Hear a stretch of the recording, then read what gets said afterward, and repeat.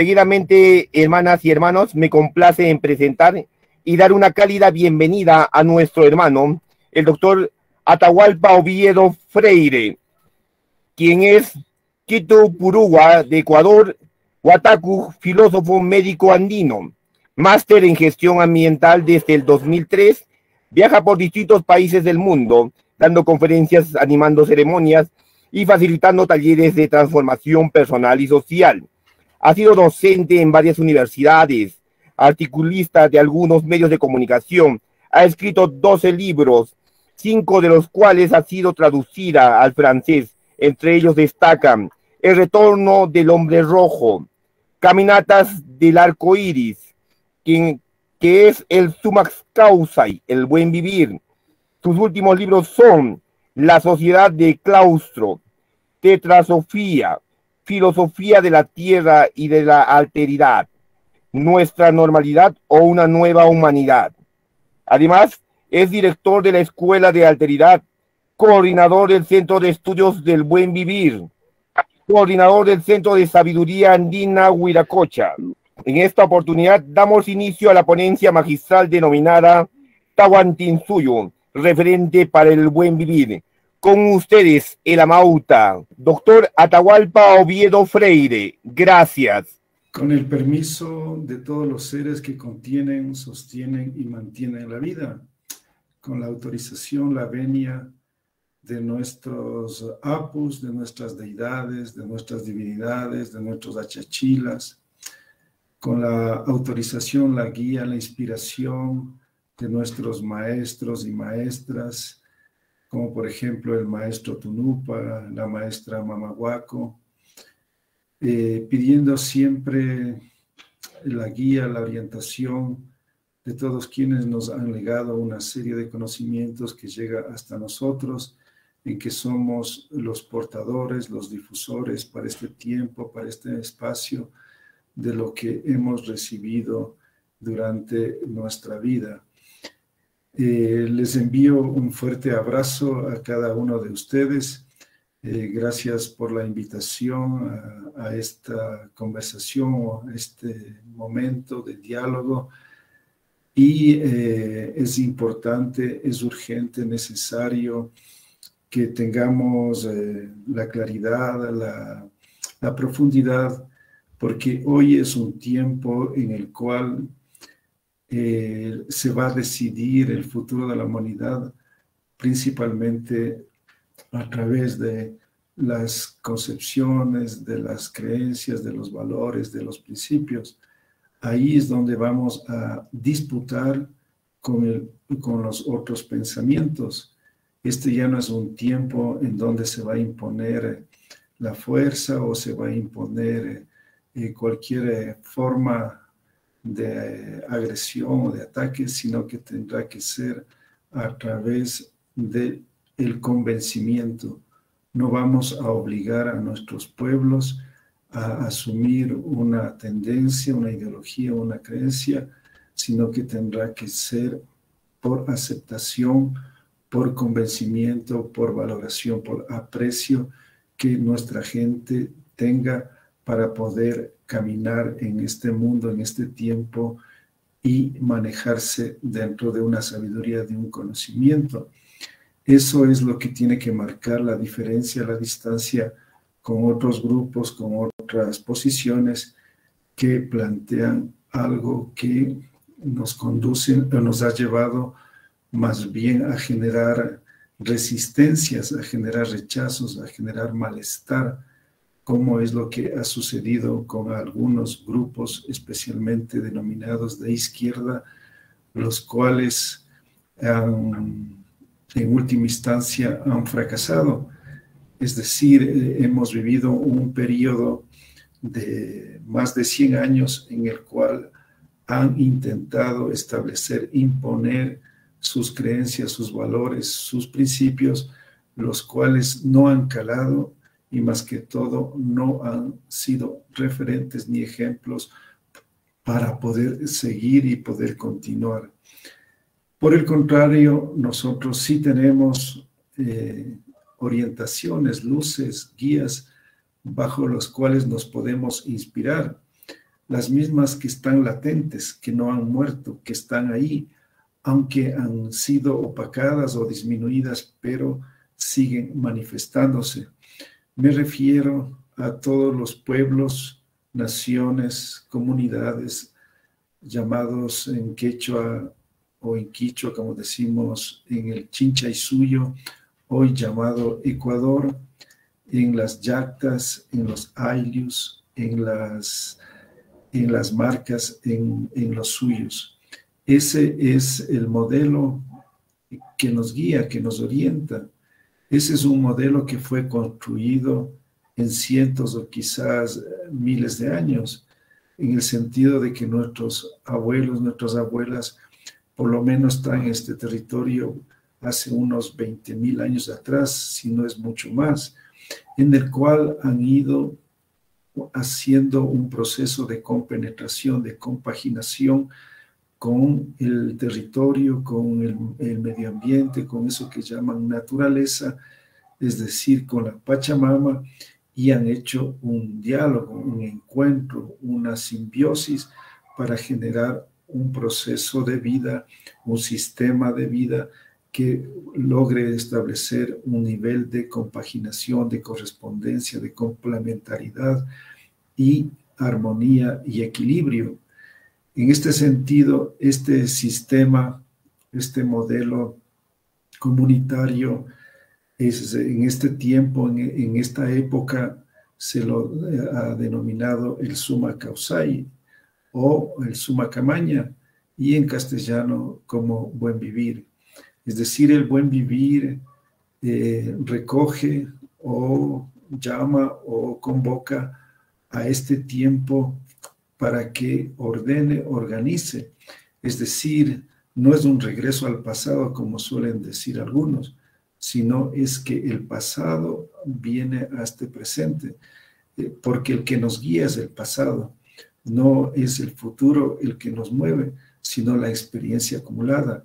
Lo que nos enseña es lo que se ha vivido, y eso es la experiencia que nos permite entender y comprender lo que es el camino para poder caminar sabiamente, para no nuevamente ir a nuevas modas o nuevas aventuras como las que nos han tenido especialmente estos últimos 100 años.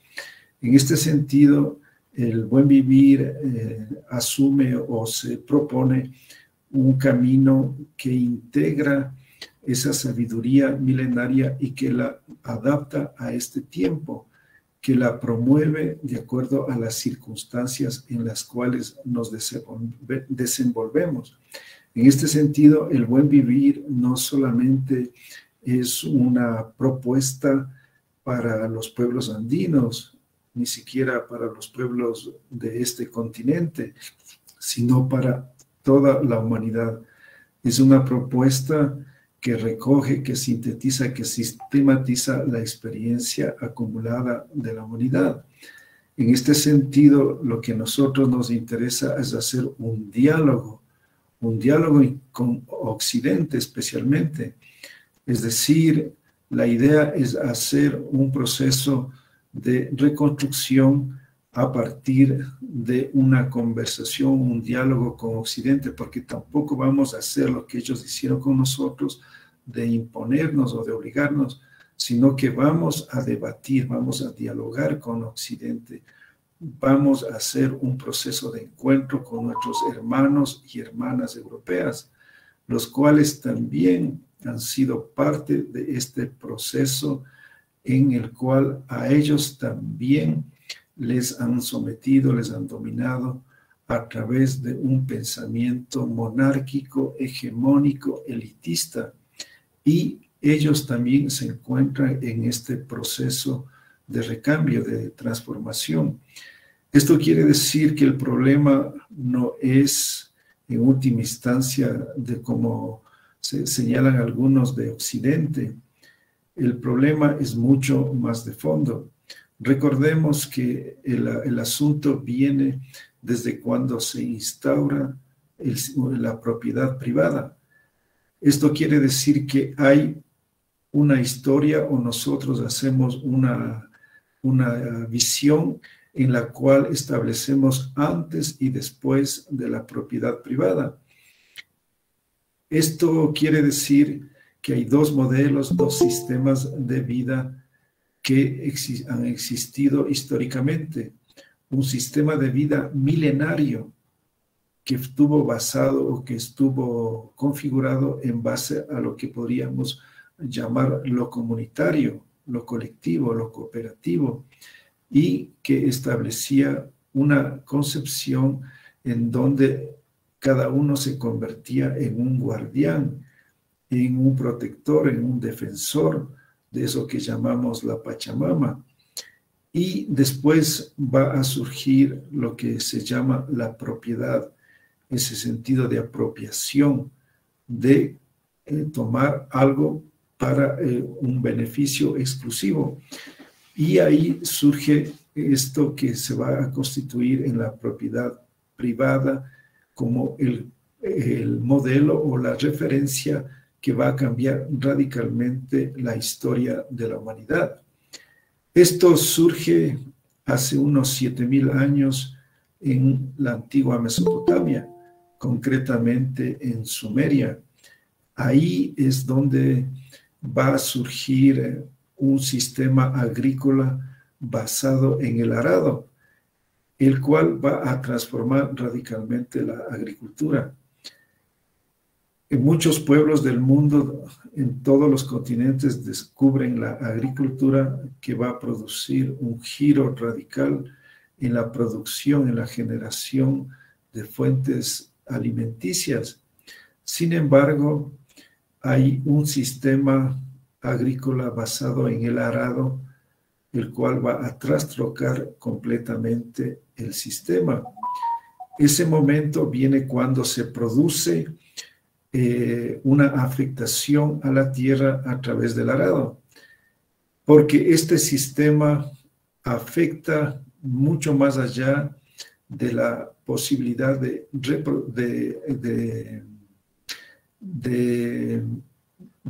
que se vuelva a renovar la tierra, y más bien procede a un proceso de desertificación. Es decir, el arado, como todos conocemos, produce y llega a afectar, a remover la tierra más allá de los 30 centímetros. Y como consecuencia de eso, si bien va a generar inicialmente una gran producción, a largo plazo comienza a desertificar los terrenos.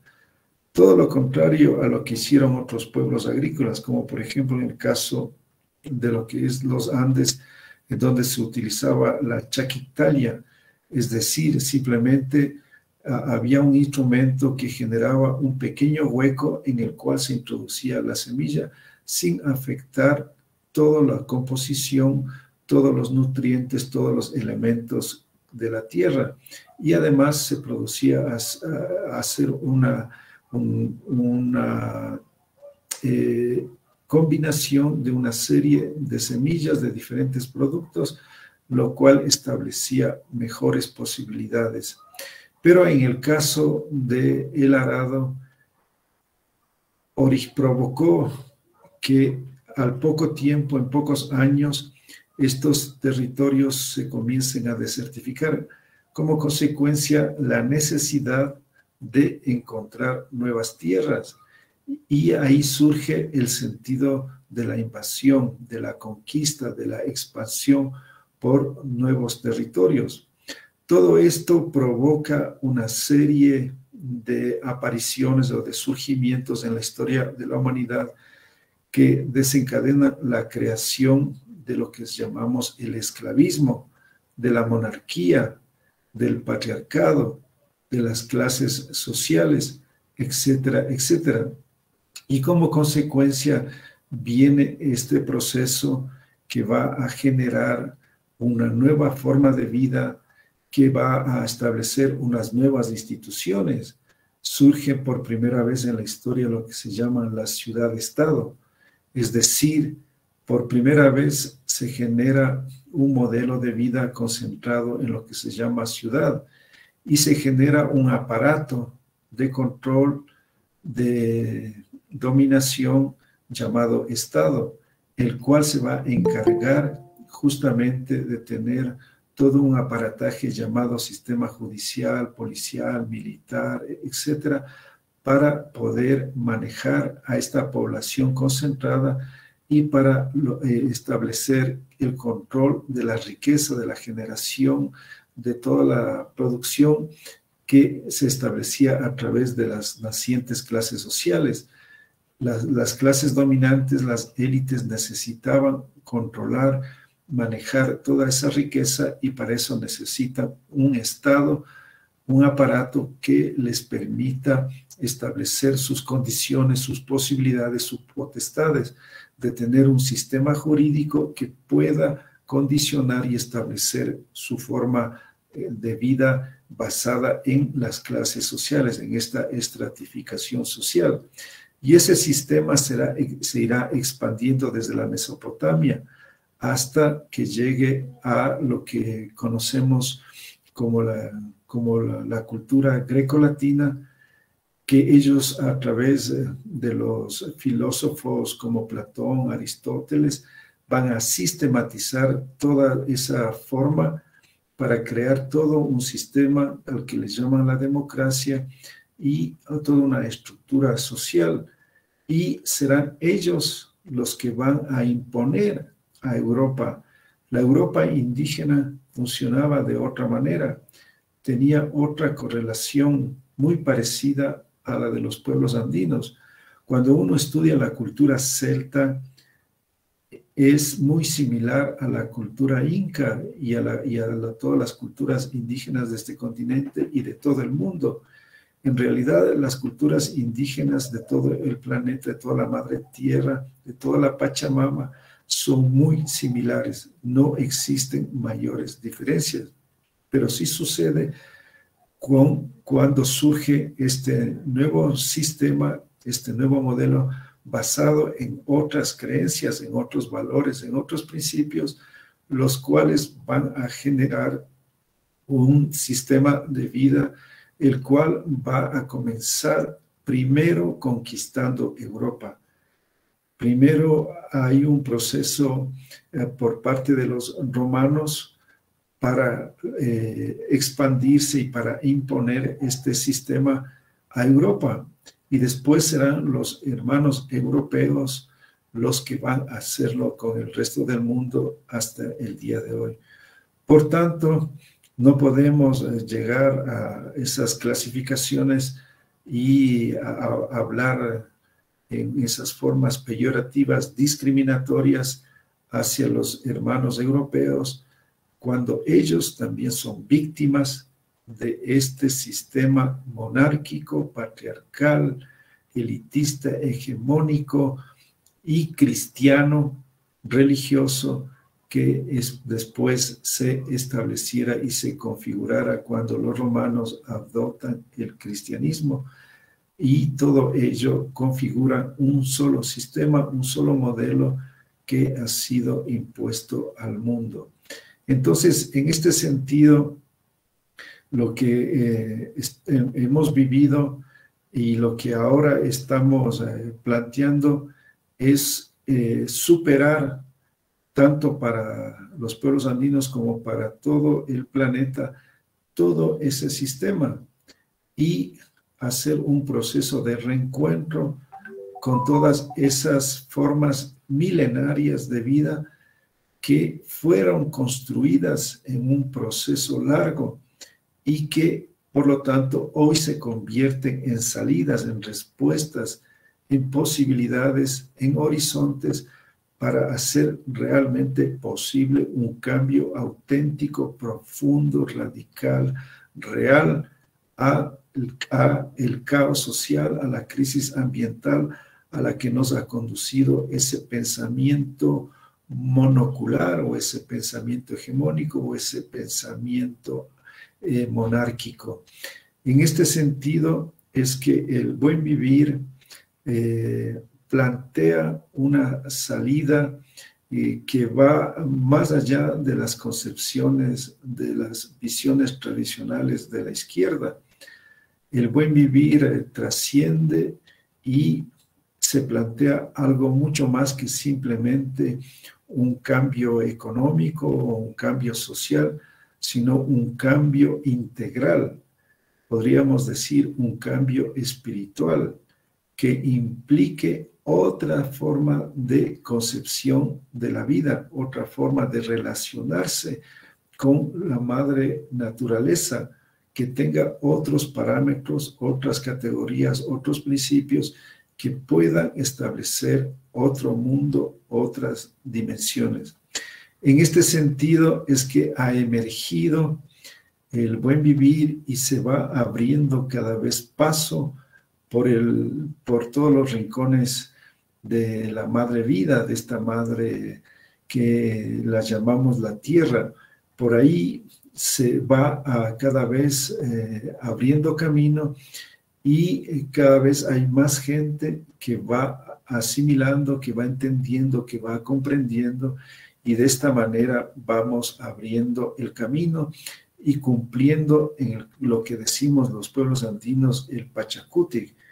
Esa es la tarea, la misión que nos dejaron hace 500 años nuestros abuelos, de que nosotros seamos la generación que tengamos el privilegio, el honor de hacer este proceso de transición para salir de todo este oscurantismo en el cual hemos estado y podamos renacer y replantear lo que se ha construido hasta este momento. En este sentido, se ha producido un despertar del buen vivir, pero como todo despertar, es un despertar caótico, es un despertar que toma tiempo, es un despertar que tiene rezagos, que tiene prejuicios, que tiene complejos y que por lo tanto es necesario tener la claridad, la lucidez para poder manejarse y encaminar este proceso de la manera que pueda hacerse práctico, real, factible, concreto. Y evidentemente que ese camino implica tener una clara posición con respecto a la situación actual y particularmente en relación al Estado. ¿Cuál es la posición, la actuación con respecto a los estados-nación que existen actualmente? Desde ciertas posiciones, la idea es tomarse el Estado para supuestamente desde ahí lograr hacer los cambios que sean necesarios. Y ya vemos las experiencias que se han dado por algunos grupos llamados de izquierda, los cuales han accedido a los estados-nación, y lo que han hecho en última instancia simplemente es superponerse a lo establecido. Es decir, hay una serie de instituciones creadas por los estados coloniales, por los estados republicanos, y lo que han hecho es posicionarse sobre ellos y crear, por ejemplo, en el caso de Bolivia, el Ministerio de Despatriarcalización o el Ministerio de Descolonización, etcétera, creyendo que con ello se pueden hacer los cambios que se plantean o se promuevan. Pero de la experiencia de lo que hemos visto, han caído en procesos de burocratización y de corrupción, han quedado atrapados en el aparataje del Estado sin que puedan lograr trascender e ir más allá, y se han quedado en simples disputas con la derecha por el Estado. Es decir, hay un desgaste de estos partidos en simplemente defender el poder, y se han dedicado en sus gobiernos a mantenerse en el poder como el propósito final, la mantención del poder. Con ello, lo que se ha provocado es un proceso de afectación más bien al sistema de comunas o sistema comunitario. Por ejemplo, En el caso de Bolivia, como el ejemplo más claro que nos puede vislumbrar o nos puede dejar dar claridad, tenemos el caso de que actualmente las comunidades en Bolivia prácticamente están despobladas. La mayoría de la gente ha abandonado el campo y se ha dirigido a las ciudades. Como consecuencia, han crecido desaforadamente, desorganizadamente y generando una serie de problemas de tugorización y todo lo que ello implica. Por ejemplo, la ciudad del Alto en Bolivia, en apenas 20 años dentro del gobierno indígena, ha sobrepasado en población a la ciudad de La Paz. La ciudad de La Paz tiene una población que bordea el 1 millón de habitantes y el Alto rápida y vertiginosamente le ha superado en cortísimo tiempo. ¿Qué es lo que ha sucedido? Que la gente ha abandonado las comunidades. Como consecuencia, hoy tenemos mucha gente campesina viviendo en la ciudad del Alto, en donde proceden a individualizarse, a aburguesarse. ¿Por qué? Porque entran en el sistema de la competencia, en el sistema en el cual tienen que buscar la sobrevivencia, de buscar ganar la vida como se pueda, y por lo tanto entran en el mercado, en la competencia, y tienen que abrirse paso a como de lugar. Y eso conduce a una pérdida del sentido de comunidad, del espíritu colectivo, de ese sentido de cooperación, por entrar y a la necesidad de la sobrevivencia. Como consecuencia, ha aparecido un problema de individualismo, de egocentrismo y la aspiración de muchos de convertirse en nuevos ricos, en nuevos burgueses. De hecho, ha surgido lo que se llama en Bolivia los camiris, es decir, unos ricos aymara particularmente que han logrado escalar dentro del sistema y avanzar a tener ciertos poderes económicos, lo cual les ha permitido tener el control de ciertas empresas, pero resulta que sus empleados, inclusive sus sirvientes, son los propios aymaras, generándose como consecuencia un problema de estratificación, de clasismo dentro de los propios aymaras.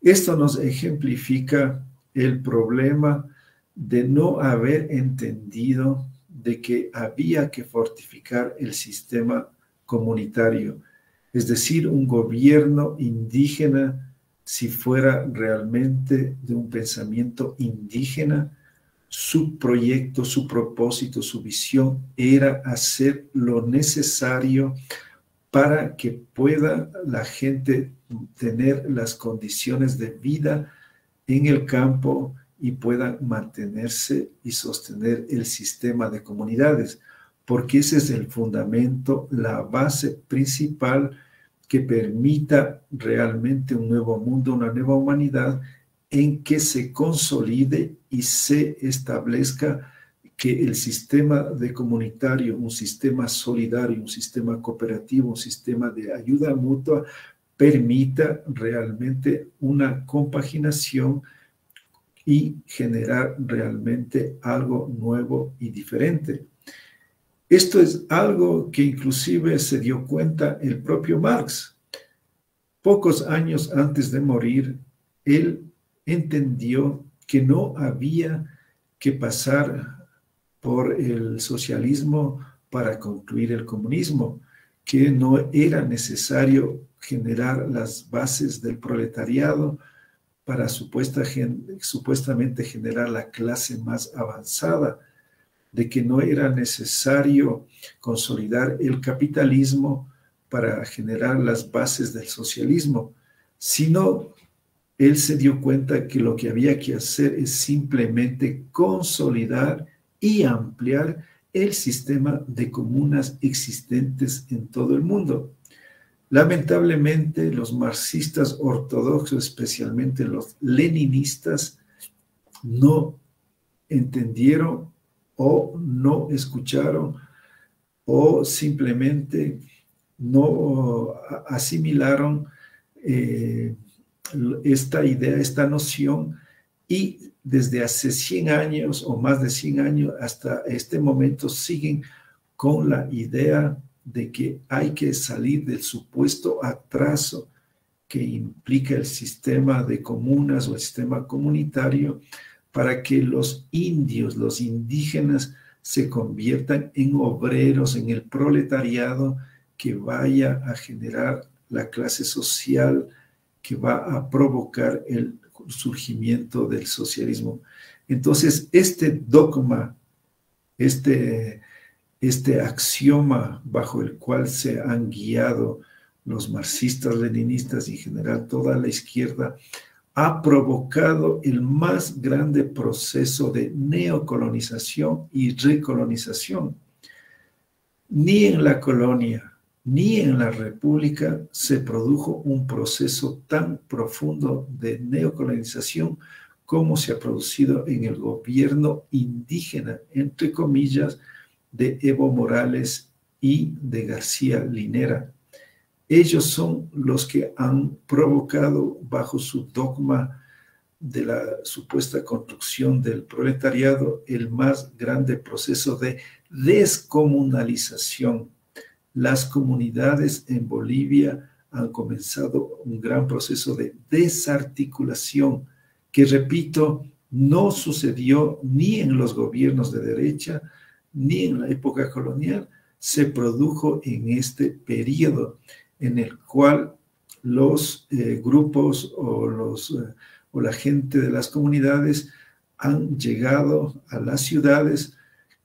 Y por otro lado está el caso de la formación de los sindicatos, que es otro sistema de estos marxistas ortodoxos y que en la práctica se ha convertido en una disputa, en una lucha entre sindicatos y comunidades, incluso entre los mismos sindicatos, en donde, por ejemplo, en estos días hay unas grandes disputas por la coca, por el mercado de la hoja de coca, y como consecuencia hay una gran pelea, confrontación entre los sindicatos.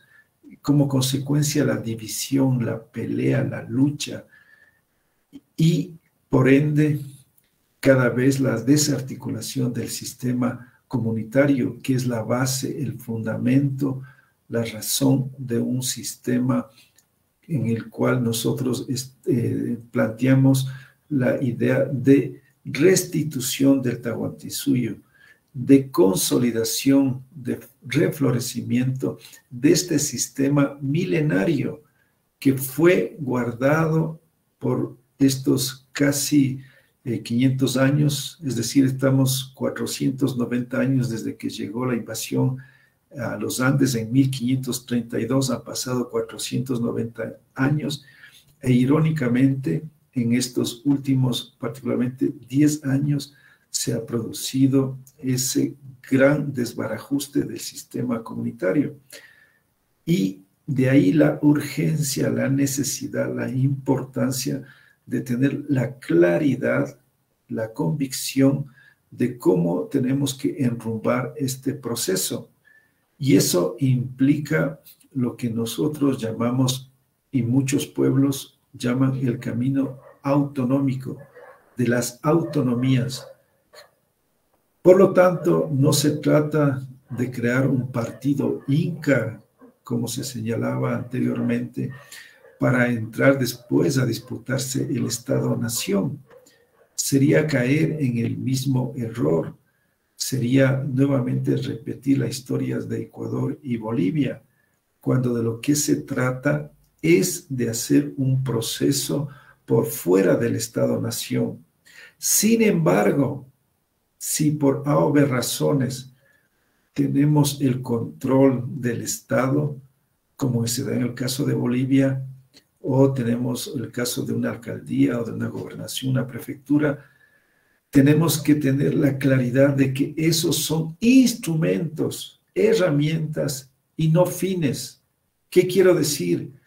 Que tenemos que comprender que todas esas instituciones deben convertirse en medios para restituir, para restablecer nuestras propias formas de organización, de participación, de elección, de esas que todavía están latentes en las comunidades, especialmente en las bien alejadas.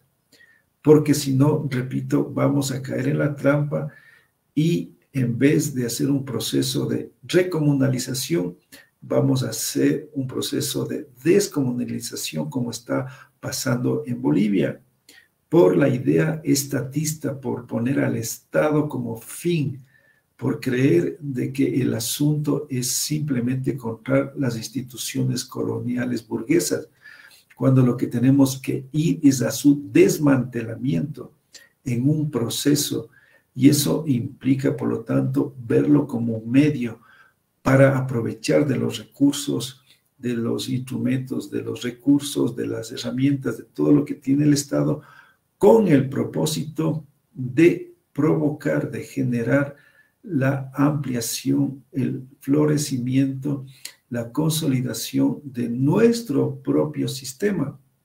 Por lo tanto, aquí hay que tener claro que antiguamente, antes de la invasión colonial, no hubo ningún Estado inca, como suelen decir algunos, que hubo un Estado inca. El Estado es un sistema griego que tiene sus estructuras, sus instituciones, sus formas, que todos las conocemos, que todos la vivimos actualmente. Ese es el Estado. Y nosotros no queremos crear otro Estado, queremos algo más allá del Estado, un post-Estado. Y estamos hablando de un sistema de confederación. La confederación no es un Estado, es un sistema diferente, con otras instituciones, con otros parámetros, y por lo tanto no podemos pretender crear una confederación del Tahuantinsuyo a partir de los mismos principios, valores, instituciones, categorías de un Estado colonial. No podemos crear, por ejemplo, a través de crear, por ejemplo, retomar el Estado, retomar el sistema de confederación a través de aprobarlo mediante estatutos, por ejemplo, cuando los estatutos siguen la lógica, la forma occidental, y no podríamos, utilizando ese mismo instrumento colonial, recrear o restituir un sistema propio. Sería absurdo e irónico de que utilicemos a las instituciones, a los modelos, a los sistemas coloniales para restablecernos.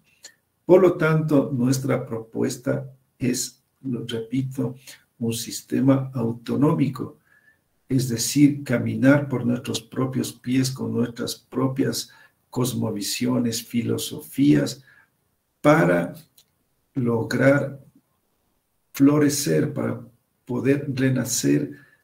Y, repito una vez más, sí podemos utilizarlos a las instituciones coloniales, pero tan solo como medios. Este es el debate actual. Esto es el principio, el fundamento básico que tenemos que discutir, reflexionar de cuál es el modelo, la forma, el mecanismo, las tácticas, las estrategias, si queremos que sea efectivo, que sea viable, que sea posible y que haga realidad esto que todos estamos anhelando. En consecuencia, tenemos que comprender claramente de que un camino, un nuevo sistema se hace posible a partir de manejarnos con nuestros propios principios, con nuestras propias filosofías, categorías, variables, parámetros, y por lo tanto no podemos, por ejemplo, hablar de que hubo un imperio inca, como muchos también suelen hablar, es decir, traspolan una serie de categorías eurocéntricas, hegemónicas, monárquicas, y proceden a hablar y hacer referencia a que en los Andes hubo un imperio. Acá jamás hubo monarquías. Lo que hubo, podemos, si quieren decir, hubo una potencia que fue el Tahuantinsuyo, pero no fue un imperio. Y es lamentable cuando uno va a lo que hoy se llama Perú y uno escucha la Villa Imperial de Cusco, o como en la misma Bolivia hablan de la Villa Imperial de Potosí. ¿Qué quiere decir? Que hay un proceso de colonización arraigado en nuestra gente. Hay una asimilación colonial muy profunda, y como consecuencia de esta actitud se hace complejo, se hace más difícil este proceso. Hoy más que nunca hay una etapa mucho más compleja, porque justamente la mayoría de la población que ha ido a las escuelas, que ha ido a las universidades, ha asimilado en mayor medida estas formas de colonización. Es decir, la alfabetización, la escolarización ha sido el más grande proceso de neocolonización. Hoy existe una serie de profesionales indígenas que son los que en la mayoría de los casos se encargan de llevar a las comunidades o a los barrios toda una serie de pensamientos, de valores, de creencias occidentales o coloniales o eurocéntricas o hegemónicas. Ellos son los neocolonizadores de este tiempo. Ya no, el neocolonizador no tiene rostro blanco o rostro mestizo, sino también tiene rostro indígena. Y ellos son los que se encargan de difundir y de llevar toda una serie de creencias que alteran, que modifican toda una cultura milenaria.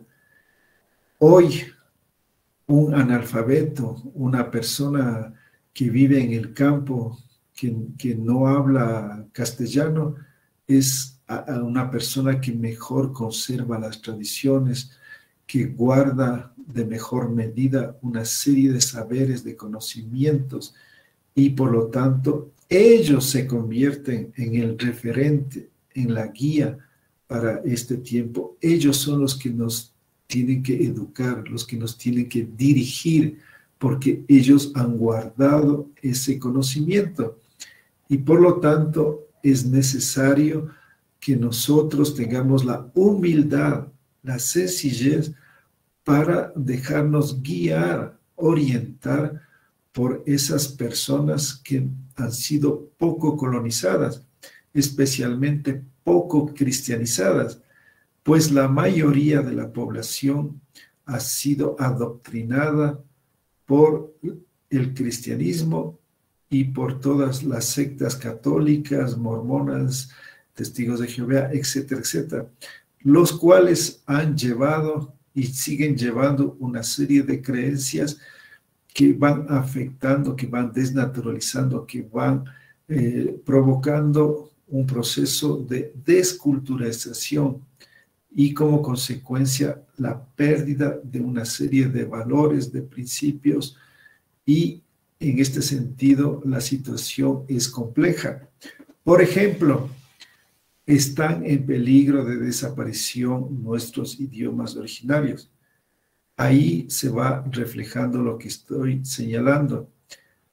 Hoy la mayoría de los niños, especialmente los que viven en las ciudades y los que viven en las comunidades cerca de las ciudades, ya no hablan, muy pocos. se está perdiendo. Ese es un síntoma, un reflejo de la neocolonización que se está produciendo en este tiempo. ¿Y por qué no quieren hablar? Porque sus propios padres no les enseñan o no quieren. O porque los mismos jóvenes, atrapados por el mercantilismo y el consumismo y todo lo que implica esta sociedad, pues no quieren, fruto o a consecuencia del racismo, y prefieren hablar castellano, inglés, como signo de superación, de desarrollo, de progreso. Entonces, esa situación tiene causantes, tiene situaciones que han desencadenado, y eso viene de aquellas ideas del desarrollo del progreso, impuestas por la derecha y por la izquierda, por las ONGs, por las fundaciones, las cuales han creado utopías, han creado idealismos, han creado espejismos en la idea de que tenemos que desarrollarnos, progresar, cuando eso es simplemente un proceso de colonización, es decir, de pérdida a pretexto de la modernidad, a pretexto de entrar en la globalidad. Como consecuencia, la situación a este momento necesita urgentemente un proceso que implique ir a la fuente, a la raíz, a las bases, y eso está en un pensamiento comunitario, en un sentipensar comunitario, no ideologías. Los pueblos andinos no tenemos ideas, ideologías, no funcionamos por solo ideas, sino funcionamos por una conciencia, funcionamos por intuiciones, por percepciones, por sensaciones, por sentimientos, no solo por ideas. Entonces, en este sentido, tenemos que tener una posición integral, podríamos llamar holística, y eso implica lo comunitario, eso implica la totalidad, la integralidad. ¿Y quiénes guardan eso? Los que viven, los que están imbuidos de ello. Por eso es el problema de que hay algunos indígenas que tienen el rostro indígena, pero que su pensamiento es sindicalista o marxista o cualquier cosa. Y repito una vez más, tenemos el ejemplo de Evo Morales, de rostro indígena, pero que no tiene un pensamiento indígena, que no maneja una epísteme, una ontología indígena, sino que funciona desde otras categorías. Y como consecuencia, la situación de descalabro. Es por ello, para prueba, para confirmación de lo que estoy anotando, que existe una gran disputa al interior del movimiento al socialismo, del partido de gobierno. Hay grandes diferencias entre Morales, García Linera y, por ejemplo, David Choquehuanca. El actual vicepresidente, él está haciendo o planteando o está cuestionando a las visiones socialistas, a las visiones marxistas, y está poniendo en el tapete al Suma Camaña. Él está a través de la vicepresidencia buscando que la gente, que el pueblo emprenda, comprenda de que el camino es comunitario, y ese camino es el Suma Camaña, es lo que vivir bien que llama. Hoy ya Morales ya ni siquiera hace referencia al vivir bien. Ellos tienen otra concepción, y en este sentido es urgente que haya más personas que se encaminen dentro de este buen vivir, pero de un vivir milenario, no de un buen vivir en donde hacen una mezcolanza a pretexto de que está en construcción. Evidentemente que está en reconstrucción, de que es un horizonte, pero no a pretexto de ello se puede hacer un menjurje, una mezcolanza y meter de aquí y por allá. y como consecuencia, en última instancia, distorsionar y afectar la base estructural bajo la cual funciona o se plantea el buen vivir. Eso es lo que nosotros estamos ahora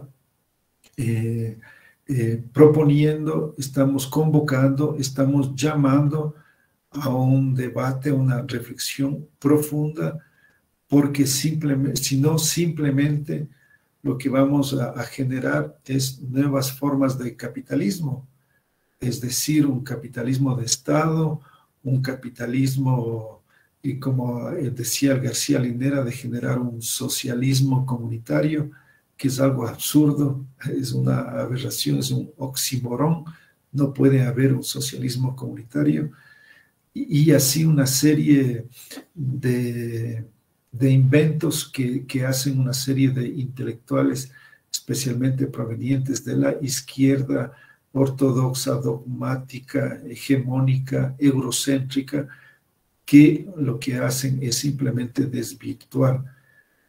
Es decir, en última instancia, hacen procesos de neocolonización, en donde lo indígena simplemente es masa, donde lo indígena no es valorado desde sus propias filosofías y epistemologías, sino son simplemente carne de cañón, es decir, son puestos en la vanguardia para que mueran cuando suceden a cualquier tipo de sublevación o de revuelta.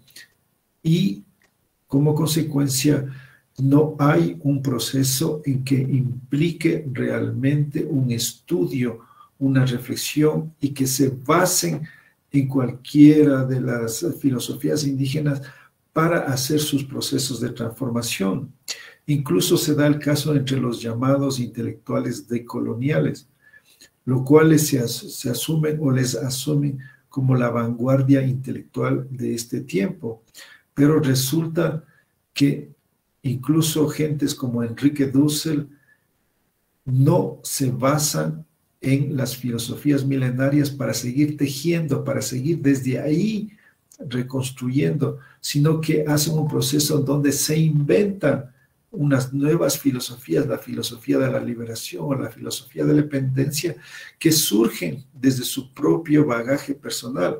Es decir, no se inscriben en lo construido milenaria y colectivamente por los pueblos, y a partir de ello comienzan a profundizar y ampliar, sino lo que hacen simplemente es una crítica desde el propio eurocentrismo al eurocentrismo. Dicen que critican al eurocentrismo, pero lo hacen desde adentro, no desde afuera, no desde una filosofía construida milenariamente, sino de una creación propia y como consecuencia individual desde su propio ego.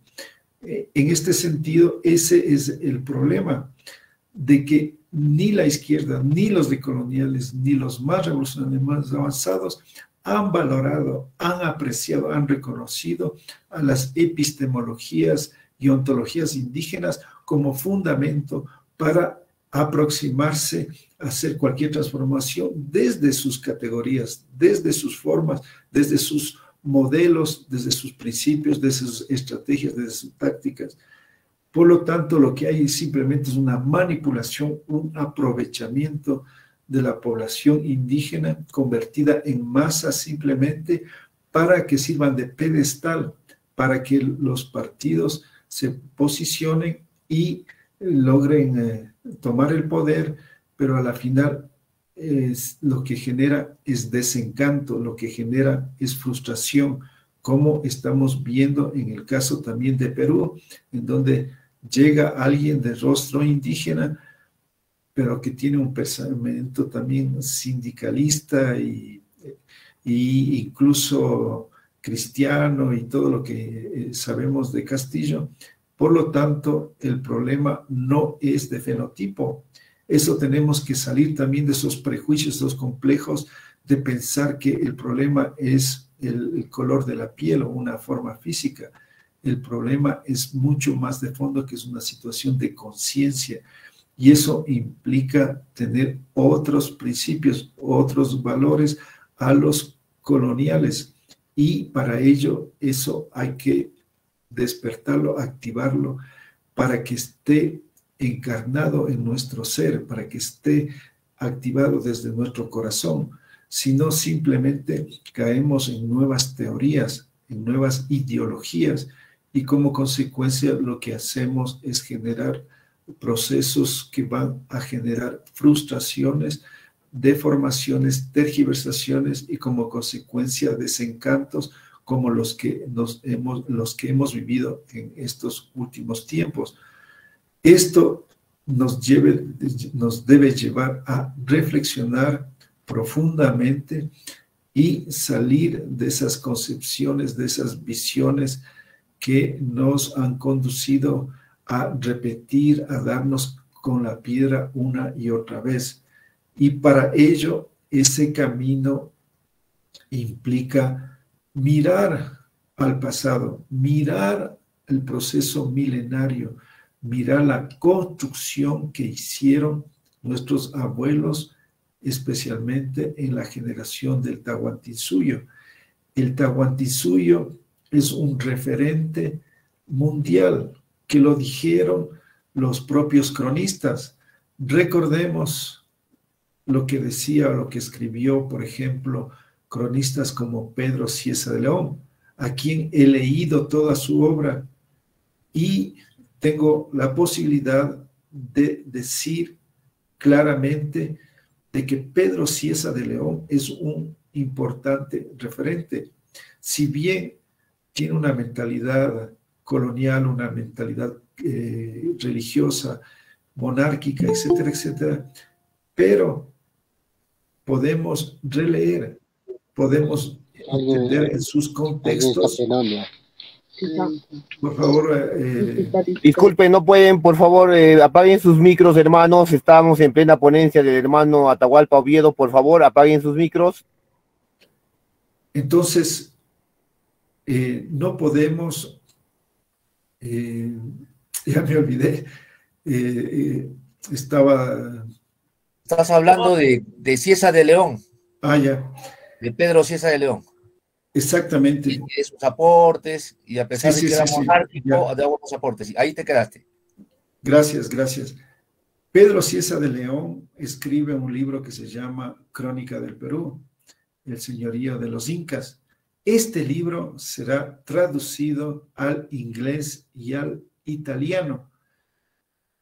Libros que van a inspirar a dos novelistas, como por ejemplo Tomás Moro, que escribe su novela Utopía, y a otro escritor llamado Tomás de Campanella, que escribe La ciudad del sol.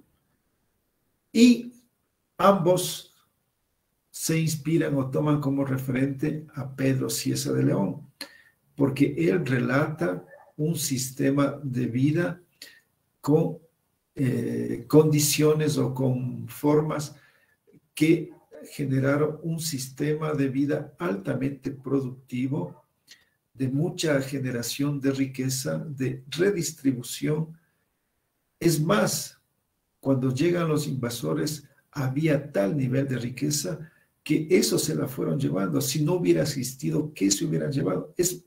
Y para ser más claros, ellos no desarmaron este sistema, mantuvieron, porque vieron cómo era de eficaz, que no procedieron a desarmarlo, a desarticularlo, como haría cualquier proceso de colonización, de tratar de afectar y destruir e imponer totalmente algo nuevo. Ellos se dieron cuenta que este sistema funcionaba bien, que era muy efectivo, que rendía mucho provecho.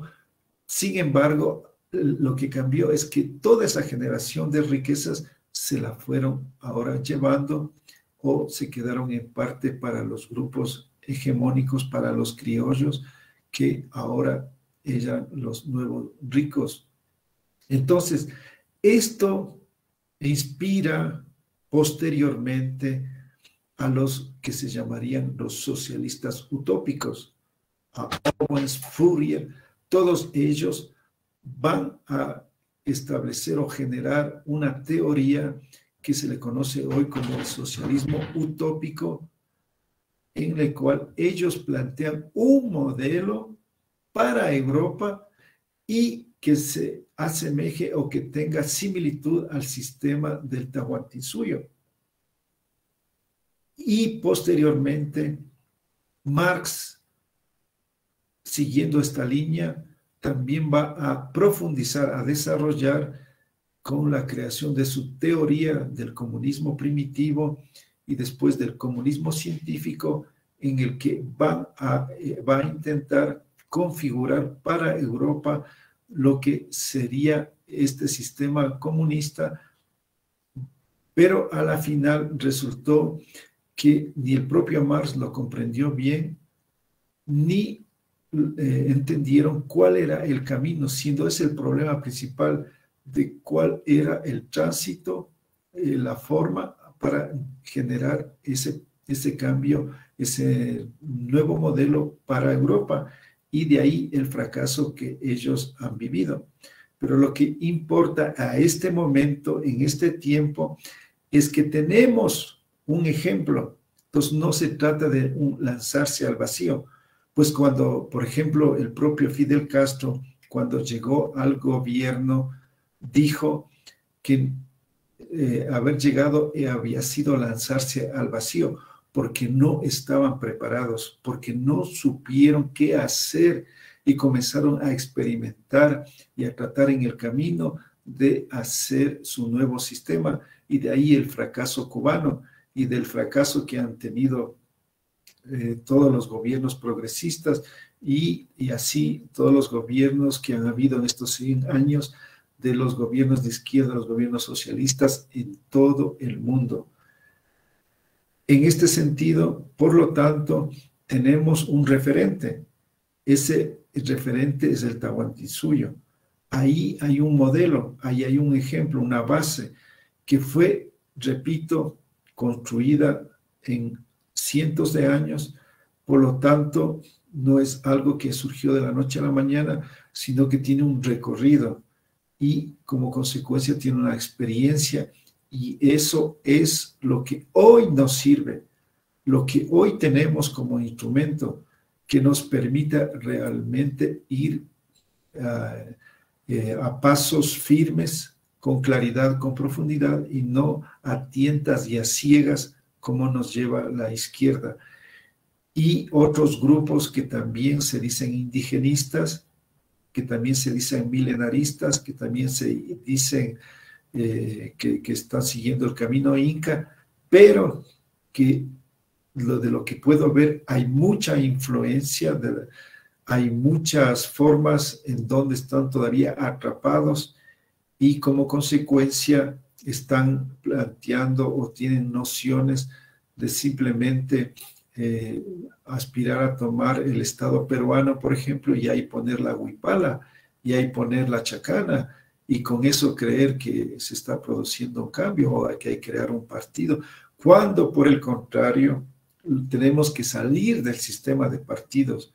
Cuando se da el caso, por ejemplo, en comunidades de México y en otros lugares en donde ya no permiten la presencia de partidos políticos, ya no les dejan entrar a las comunidades, a ninguno de los partidos políticos de derecha e izquierda, ni a las sectas religiosas. Por lo tanto, no podemos seguir utilizando las mismas herramientas, las mismas instituciones, las mismas formas coloniales que estamos criticando para con eso decir que vamos a hacer un proceso de cambio, de transformación. Tenemos que utilizar nuestras propias instituciones, nuestras propias formas, metodologías, y paralelamente o subsidiariamente, y en segundo lugar, lo que tiene que ver con lo que está creado. Dicho de otra forma, lo importante es construir antes que destruir. La izquierda se ha pasado 100 años tratando de destruir el capitalismo y no lo han logrado, y por ahí no es el camino.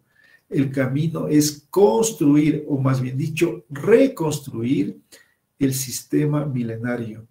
Por ahí tenemos las posibilidades, las ventajas, porque existen todavía, porque ahí están las comunidades, ahí están los ayllus, ahí están las marcas, sí resquebrajadas, disminuidas, afectadas, pero ahí están todavía, porque si no hacemos algo va a pasar como lo que está pasando con los idiomas, que a este ritmo también podrían desaparecer las marcas, los ayllus, las comunidades, y ahí estaríamos, sí, en serio peligro, porque ya terminarían todos en una forma liberal, convertidos en ciudadanos, convertidos en individuos, convertidos en simplemente personas individuales, y ya se perdería el sistema comunitario, que es la base, el fundamento de la reconstrucción, de la posibilidad de salir de toda esta situación. Por eso es que la necesidad o el referente de mucha gente en el mundo de cuidar, de proteger al sistema comunitario para que se mantenga, se consolide. Y repito una vez más, irónicamente, los que más le están afectando es la izquierda marxista, los que en su idea estatista, sindicalista, están procediendo más bien a un proceso de descomunalización. Como consecuencia, y si quieren ya para abrir el debate, para que profundicemos, para que vayamos mucho más allá, es que necesitamos hacer un cuestionamiento profundo y marcar distancia con estos grupos de izquierda, en los cuales hoy mucha gente de nuestros poblados, incluso altos dirigentes, como en el caso del Ecuador, en donde, por ejemplo, hay el partido político Pachacuti, los cuales han terminado atrapados dentro del sistema electoral, en donde han terminado en una situación en la cual están jugando dentro del mismo sistema que dicen criticar, y a la final terminan atrapados en sus lógicas, y en algunos casos terminan atrapados en formas de corrupción. Ya vemos en el caso del Ecuador, donde se denuncia, y en el caso también de Bolivia, y ahora también en el Perú, donde mucha gente de extracción indígena termina atrapados en la burocratización, en la corrupción, en la individualización, y eso da pie de bola a que critiquen a todos los indígenas, porque cuando a un indígena corrupto es atrapado, no dicen Juan Pérez, dicen los indígenas, generalizan y hacen referencia a que el problema es que todos los indígenas son así. Muy diferente cuando pasa en el otro nivel, en donde simplemente hacen referencia al corrupto con su nombre y apellido. Pero en el caso de los pueblos indígenas, cuando una persona altera o afecta, es el problema de que todos son iguales. Entonces, eso es el problema grave de entrar dentro de ese monstruo que se llama Estado.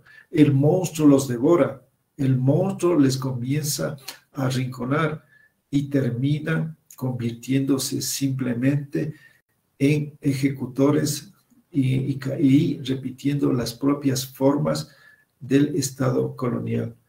Todo esto, esta experiencia que se ha vivido, todo esto que se ha pasado, nos reafirma, nos permite comprender, nos da las luces de que el camino es abajo y por afuera.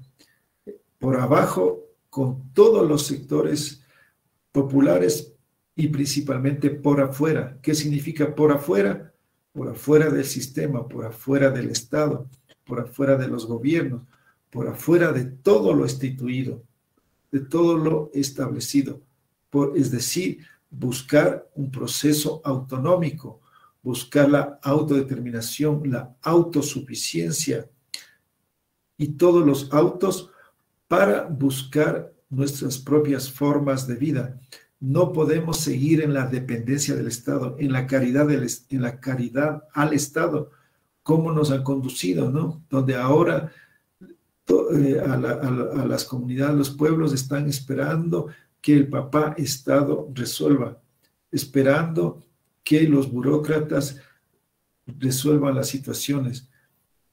Entonces necesitamos que nuestras comunidades, ellos mismos se generen sus propios procesos de educación, de salud, de producción, etc. No podemos esperar que el Estado nos dé resolviendo, sino que tenemos que lograr que nuestras comunidades, nuestra gente, tenga las posibilidades, los medios, los recursos para autogenerarse, para romper con lo privado y lo estatal y consolidar el sistema comunitario, para que lo comunitario sea el eje, para que sea lo preponderante y comience a abrirse paso. Entonces no se trata de ir a arrodillarse al Estado como quiere la izquierda, de estar ahí dependiendo del Estado, sino que logramos que nuestras comunidades se reorganicen, se repotencialicen y puedan fortificarse a través de generar este proceso autonómico y se reconstituyan los ayllus y las marcas y los suyos para de esta manera se restablezca el Tahuantinsuyo, para que comience a tener su propia forma y fuerza y le vaya disputando al Estado, se convierta en algo paralelo, se convierta en algo real y como consecuencia vaya paulatinamente a despertar a través de esta autogeneración, de esta autoposibilidad de buscar las formas de generación propias de riqueza, de producción, de educación, de todo eso, para que nuestra gente pueda ver que somos capaces, que podemos, que tenemos las condiciones, las capacidades, las habilidades, los talentos para depender o ser interdependientes de nosotros mismos. Y como consecuencia salgamos de la pobreza, de la caridad, de la mendicidad a la iglesia, al Estado, a las empresas o cualquier cosa. Entonces, ¿qué hay que hacer? Empoderar las comunidades. Eso podríamos hacer si estuviéramos en el gobierno. Eso sería lo que interesante si el gobierno indígena en Bolivia o en Perú hicieran ese proceso para empoderar a las comunidades. ¿Y qué implica? Darles potestades, darles condiciones, darles infraestructura, darles la condición para que puedan ellos tomar la batuta, para que ellos puedan tener la fuerza, la convicción, la decisión para hacer los cambios. Entonces, eso es lo que, con esto termino, es lo que ya hemos empezado con un grupo de hermanos y hermanas a hacer este proceso de restitución del Tahuantinsuyo. Ya nos hemos constituido, ya estamos haciendo ese camino, estamos configurándolo, estamos delineándole y estamos tratando de generar cuál sería la metodología, la línea, la hoja de ruta que nos permita hacer este proceso de restitución. Entonces, más bien aprovecho para hacer la invitación, para convocarles, para llamarles a que se integren a un grupo de compañeros, de hermanos, hermanas, que ya estamos agrupados, que nos hemos asociado y que estamos ya trabajando en esa línea, que es decir, no estamos esperando asaltar el poder, no estamos esperando tomarnos el Estado, no estamos esperando ganar elecciones. Ese no es nuestro objetivo principal. Nuestro propósito principal es el restablecimiento, la restitución del Tahuantinsuyo, y a partir de eso es que realmente creemos que haremos un cambio radical, real, profundo, estructural, y no simples parches, no simples maquillajes, como los que vienen haciendo los que quieren tomarse el Estado o entrar a través de las vías electorales y todo ese cuento, que a la final lo que hacen es desviar, desgastar de los propósitos fundamentales, principales, que requiere tiempo, requiere energía, requiere recursos, que es el camino de la autonomía, es decir, el camino de recuperación de nuestras propias formas milenarias ancestrales y con eso realmente lograr hacer realidad el Pachacuti. Creemos que así lo vamos a hacer, que esa es la forma, eso es lo que hemos comprendido, hemos sentido, que nos guían nuestros abuelos, que nos guían nuestros apus. Eso es, no nos guían simplemente las teorías, nos guían nuestros apus, nuestras deidades, nos guía Huiracocha, nos guía Tunupa, nos guía toda una serie de sabios y sabias, de maestros y maestras, los cuales nos van dando las pautas, las luces, las guías, las orientaciones para seguir caminando, y realmente de esta manera creemos que vamos en el camino de hacer realidad el Pachacuti. Hasta aquí, muchas gracias.